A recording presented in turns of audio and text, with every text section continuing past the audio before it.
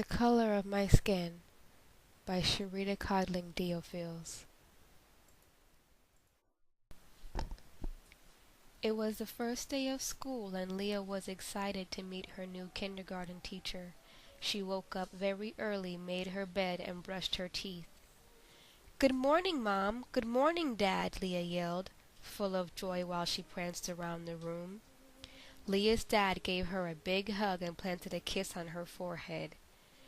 "Good morning, baby girl," her mom said with a sweet voice. "Are you ready for your first day of school?" "Yes, Mom," Leah shouted at the top of her lungs. Leah put on her clothes and waited patiently for her mother to do her hair. "It's beautiful," Leah shouted with a big smile on her face. Leah stared in the mirror while her mom went downstairs to make breakfast. "Leah, is your backpack ready?" her dad asked. "Yes, Dad. I placed it beside the front door." "Breakfast is ready," Leah's mom shouted. Leah quickly ran downstairs and immediately began praying over her food. She was very anxious to leave for school. Leah scarfed down 2 eggs, 2 sausages, oatmeal, and had orange juice. She then waited patiently for the bus to arrive. "The bus is here! The bus is here!" Leah shouted. She quickly ran and kissed her mom and dad goodbye and raced out the front door.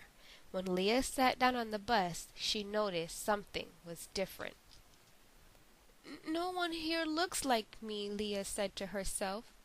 With a frown on her face, she slouched down in her seat and placed her head in her lap. When Leah arrived at school, all of the kindergartners were being escorted to their classroom. Before she entered the classroom, she looked through the glass window. Once again, Leah thought to herself, "No one here looks like me." Overwhelmed, Leah turned around and slowly walked to the front office. "May I help you?" the secretary asked. "Yes, please. I don't feel well. May I call my mom?" "I'm so sorry to hear that. I hope you feel better.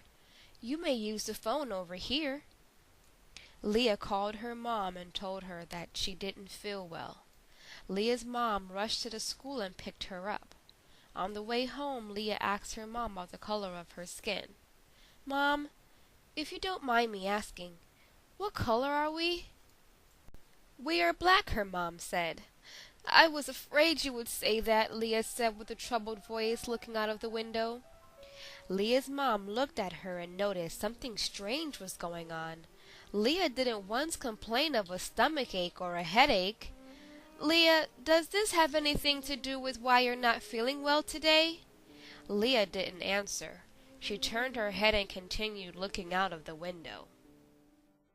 When Leah got home, her mom asked her to look in the mirror. "Leah, tell me what you see." "I see someone who looks different from all the other kids in my class and on the bus." Leah's mom turned to her and said, "The color of your skin says a little about who you are."